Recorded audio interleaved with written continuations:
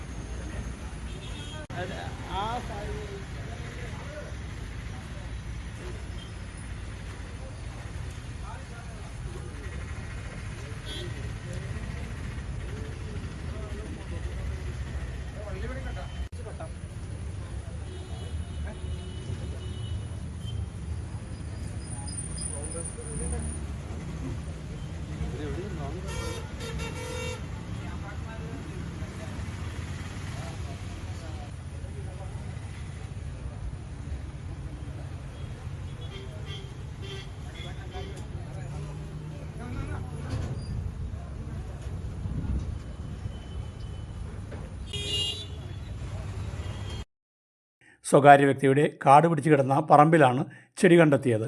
അന്യസംസ്ഥാന തൊഴിലാളികളുടെ താവളം കൂടിയാണ് ഈ പരിസരം.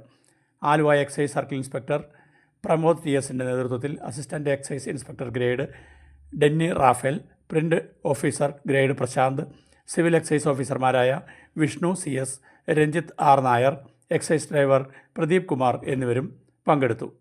പെരിയാർ വിഷനു വേണ്ടി ഷാജി കോട്ടപ്പറമ്പിലിനൊപ്പം രാജൻ തിരുവല്ലൂർ.